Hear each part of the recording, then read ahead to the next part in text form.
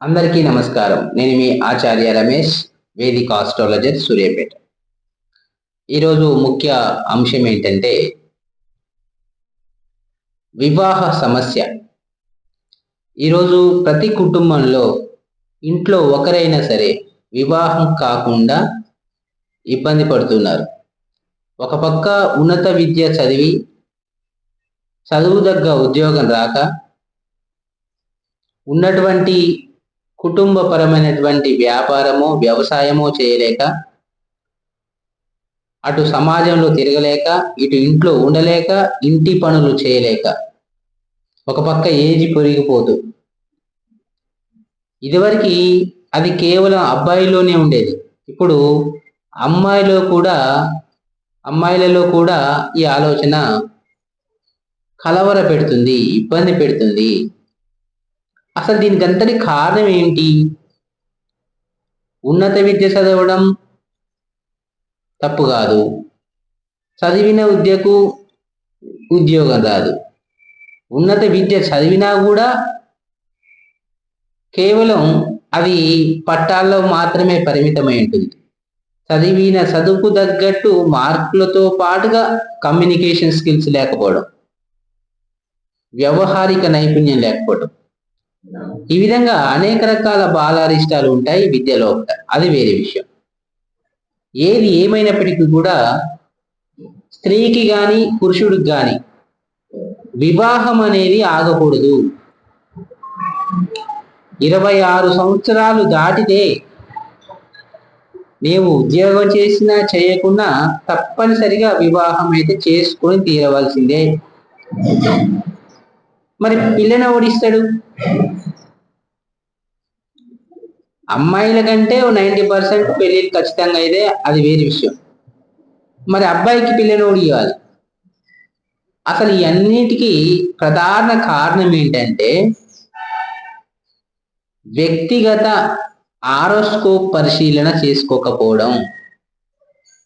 ప్రతి ఒక్కరూ ఇంజనీరింగ్లు, మెడిసిన్లు, లాలు ఏది అందుబాటులో ఉంటే, వాళ్ళ తల్లిదండ్రులు ఏది చదివేయగలిగితే అది చదువుతూ వెళ్ళిపోతూ ఉంటారు. మీరు చూడండి, 100లో కేవలం ఒక 20% మాత్రమే చదువు పూర్తి కాగానే చదువుకు తగ్గ ఉద్యోగం చేసుకుంటూ స్థిరపడుతున్నారు. 80%లో ఒక 40% నామమాత్రపు ఉద్యోగాలలో జాయిన్ అయి చాలని జీతాలతో, ఇష్టం లేకున్నా బలవంతంగా ఆ యొక్క కొలువులు చేస్తూ జీవితాలను భారంగా గడుపుతున్న వారు ఉన్నారు. మరి ఇంకొక 40% అటు ఏదో ఒక ఉద్యోగం చేయరు, అటు ఇంటికి సంబంధించి అందుబాటులో ఉన్న ఏ పనైనా చేయరు. ఇలాంటి వాళ్ళు ఫ్యామిలీకి బర్డెన్ అవుతున్నారు. బర్డెన్ అవుతున్నాం అనే విషయం వాళ్ళకు కూడా తెలుసు. కానీ నామమాత్రపు ఉద్యోగం చేయలేరు, పెద్ద స్థాయి ఉద్యోగం చేయలేరు, ఇంటి పనులు చేయలేరు. మరి ఎట్లా? ఇలాంటి సమస్య ప్రతి ఇంట్లో ఉంది, ప్రతి ఊర్లో 70% ఉంది. ఈ విధంగా దేశవ్యాప్తంగా ఉంది. అసలు మూల కారణం ఏంటి? ఇది ఎవరు తెలుసుకోరు, చెప్పినా వినరు. కానీ వినాలి, తెలుసుకోవాలి. వింటే, ఆచరిస్తే మీకు జరిగే నష్టమేముంది? శాస్త్రీయపరమైనటువంటి ఒక డైరెక్షన్లో మీకు మంచి సలహా ఇవ్వబడుతుంది. ఆ సలహా మీ అభివృద్ధి కొరకే అని మీరు భావించాలి తప్ప ఇంకోటి ఏం కాదు. ఈ యొక్క నాగరిక సమాజంలో ఒక వ్యక్తి పుట్టినప్పుడు అతని యొక్క ఆరోస్కోప్ రెడీ అవుతుంది. ఆరోస్కోప్లో ఉన్నటువంటి గ్రహ స్థితిగతులు, అతని లగ్నము, రాశి, నక్షత్రము, ఆ యొక్క రాశి చక్రంలో ఉన్నటువంటి 2, 4, 6, 10 ప్లేస్మెంట్స్, ఆ ప్లేస్మెంట్స్లో నిక్షిప్తమై ఉన్నటువంటి గ్రహం అయితే మీ యొక్క ఆరోస్కోప్లో అది ముందే లిఖించబడి ఉంటుంది. ఈ వ్యక్తి ఈ రకమైన విద్య పూర్తి చేసి ఈ రకమైన కెరియర్లో స్థిరపడడానికి అనుకూలత ఉన్నది అని అలా తెలుసుకొని ఆ విధమైనటువంటి డైరెక్షన్లో చదివియాలి, ఆ రకమైనటువంటి ఉపాధులలో సెట్ చేయాలి. ఇది తెలుసుకోవాల్సినటువంటి పద్ధతి.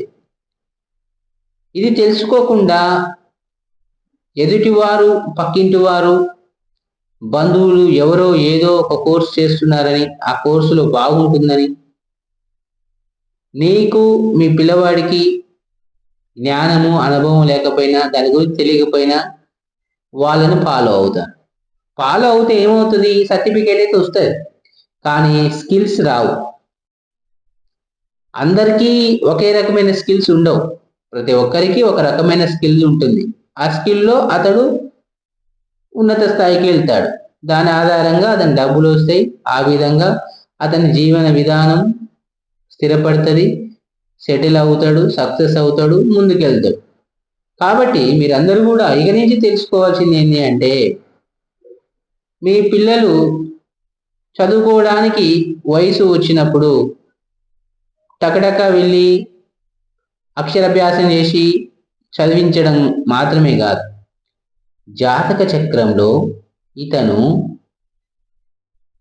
ఇతని యొక్క విద్యా విధానము ఏ రంగం వైపు ఉన్నది అని మాత్రం తెలుసుకోవాలి. అది ఇంపార్టెంట్. ఆ రకంగా తెలుసుకునే నీవు మొట్టమొదటి అడుగు వేయించాలి. మనము ఈ రోజున వ్యవసాయ దుక్కులు చూస్తూ ల్యాండ్ యొక్క స్వభావాన్ని బట్టి ఆ ల్యాండ్ ఏ పంటకు పనికొస్తుంది అని మనం ఆలోచించే కదా విత్తనాలు వేసేది. అప్పుడే కదా మనకు పంట సరైన పద్ధతిలో పండి చేతికి వచ్చేది. బాగా పొలాలు పండేటువంటి పొలంలో మిర్చి వేస్తే, పత్తి వేస్తే ఎలా ఉంటుంది? జాలు పట్టిపోతుంది. కాబట్టి మనం ఏ విధంగా ఒక విత్తనాన్ని భూమిలో వేసేటప్పుడు ఆ భూమి ఏ రకమైన పంటకు అనుకూలమో తెలుసుకొని, అది ఏ సీజను ఏ ఋతువులో వేయాలనో తెలుసుకొని, అనేక రకాలైన సస్య రక్షణ పద్ధతులను పాటించి సాగు చేసి కృషి చేస్తే మనకు ఫలితం వస్తుంది.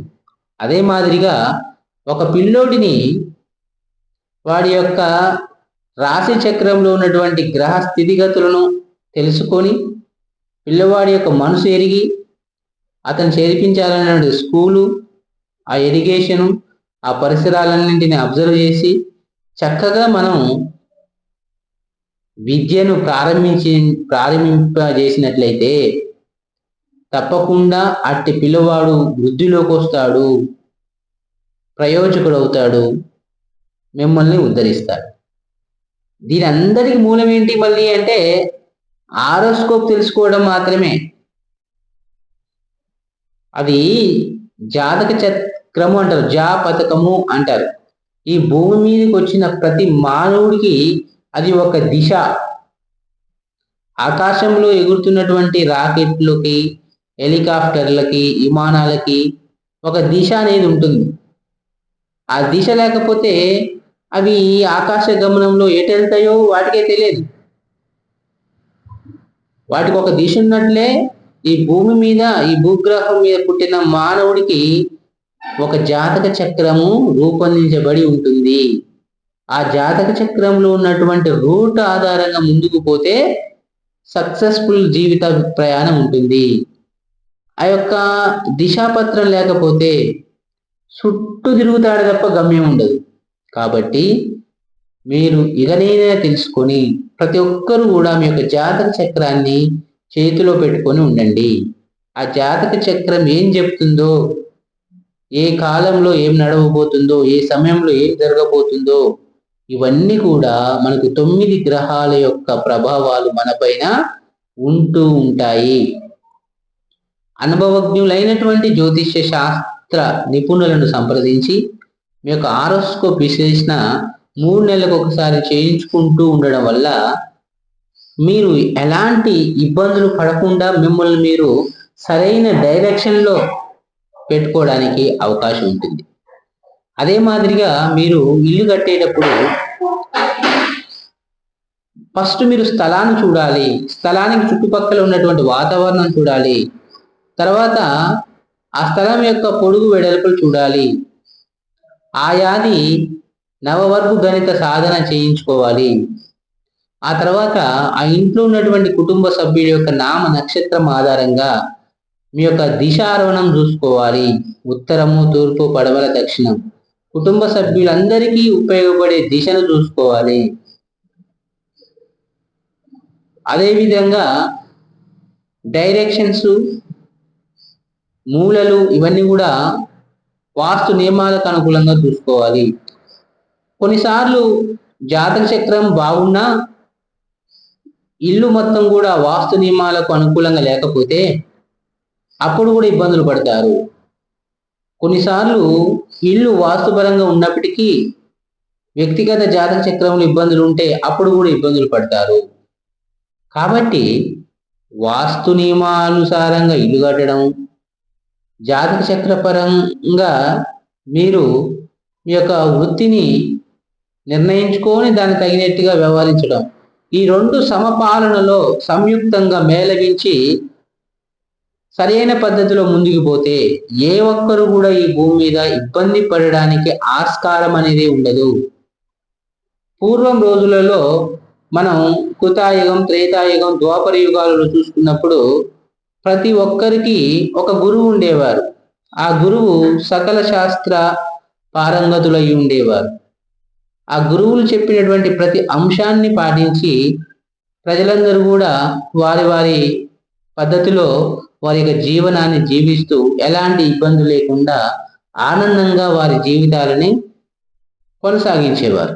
ఈనాటి ఆధునిక కలియుగంలో ప్రతి ఒక్క వ్యక్తి తనకు తాను విశ్వగురువుగా భావించి ఏమీ తెలియని అజ్ఞానంతో ఇష్టం వచ్చినటువంటి పద్ధతిలో ముందుకు వెళ్ళడం ద్వారా ప్రతిదీ అయోమయంలో ఇరుక్కొని అట్టి సమస్య నుంచి బయటపడలేక, నలుగురికి చెప్పుకోలేక, చెప్పినా కూడా ఎవరు సహాయం చేయలేక ఇలాంటి భయంకరమైనటువంటి సిచ్యువేషన్లో ఉన్నారు. కాబట్టి మీరు కూడా ఒక మంచి సద్గురువుని ఆశ్రయించి, సకల శాస్త్ర కోవిదుడైనటువంటి సద్గురువుని ఆశ్రయించి వారి ఆధ్వర్యంలో మీరు జాతక చక్రాన్ని, వాస్తు నియమాలను, మీ యొక్క స్కిల్స్ని, మీకు ప్రతిభను ఆధారంగా ఒక మంచి సలహా సూచనలు తీసుకొని ముందుకు పోవడం ద్వారా మీరు మాత్రమే కాకుండా మిమ్మల్ని నమ్ముకున్న మీ కుటుంబ సభ్యులు, పిల్లలు అందరూ కూడా మంచి మార్గంలో నడిపింపబడి